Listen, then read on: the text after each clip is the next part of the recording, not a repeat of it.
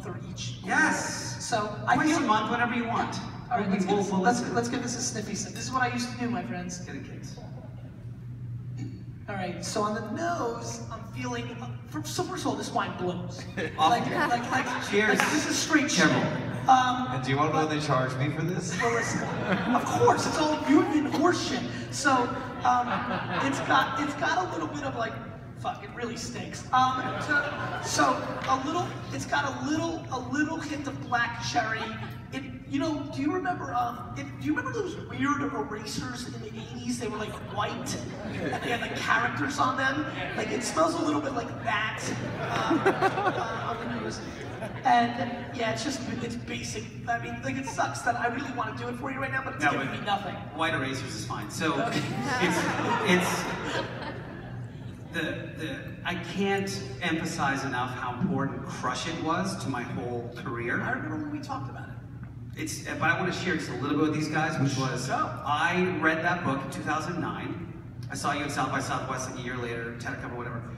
And I was a web guy and a branding guy for years before that. And that articulated what I had been trying to explain to my clients for years, which is like, this is what it is. So that became the price of admission of working with me. You have to read this book first, and then I can do your website, do your brand, that kind of thing. And I took that, turned that book into a social media sort of training career, because that's what we did in 2010. And that evolved into, let me launch a podcast for someone, and then that evolved into launching my own. And I do it 3 times a week, 2 years, 6 million downloads, super psyched about it. I love this. I love this. This is why I do what I do. I didn't start it with a monetization strategy. It's not, because I don't care, honestly. I'm like, if someone paid me $10 million a year to talk into a mic and have cool conversations with people like you, and you've been blowing me off for 2 years, so go fuck yourself. But if I could do that all the time, that's all I would do. I wouldn't send another email. I wouldn't coach another person. Did you say $10 million? What? A year? Did I hear that right? Yeah. If somebody paid me $10 million, oh, you're you're a real fucking hero. I know, right? I mean, I would be willing. Hey guys, just pay me $10 million a year and I'll interview people once in a while. Cool, keep going. So let's say $5,000 a month. I would do that. I'd be like, yeah, that's what I would be great. However, are you serious about that? No. So he's smart enough to know that I was gonna really fuck him right there. Good job. Because I was really gonna go in on that. It was worth it for $60K a year. The point is that the point of Crush It, if I interpret it correctly, was like you can find something, you can take something you love, you can turn it into a thing. 100%. Do you feel like you have to have a monetization strategy when you start? Definitely not. Okay. I actually think you build bigger businesses when you don't. And if I didn't and I don't care as much as I probably should, I don't want to buy the Steelers. Oh, thank you.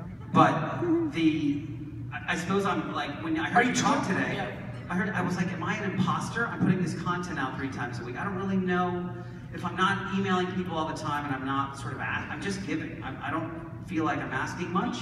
Meaning, are you saying, is it okay to never ask? Is it okay to have a passionate hobby / lifestyle? I feel like because there's no way. I've somehow managed for people to be to like it enough to want to pay me to listen, like to because you're the show good at kind it, of thing. and like people yell and shit because you're good at it. So, but I guess the overall question is if we don't have a monetization strategy, where might it come from down the road? Is it always from the audience? I think yes. Yeah. Yeah, you know the answers. You've been Well, that's where mine came from, but it ended up being coaching, which you busted balls on. No, today. I busted balls. I didn't. And that's not like shit. I'm an imposter now. No. First of all, who gives a fuck what I said? Second of all, it's very specific coaching. Are you coaching around something you know about? Because that's my point. It's tough to come out and say I'm a life coach at 20 when like it's just hard.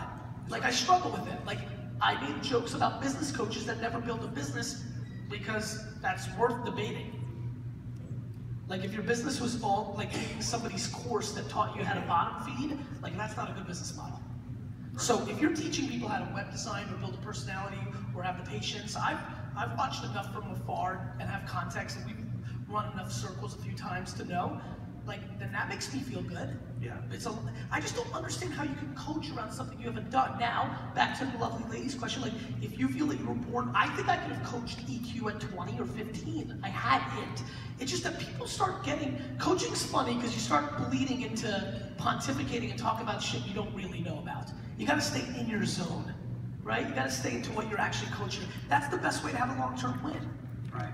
And I think that's, when we were at Social Media Marketing World, you weren't there, a lot of us were there, but I asked around the room to the speakers, and I was like, what was your monetization strategy? When you started, they were like, I don't understand.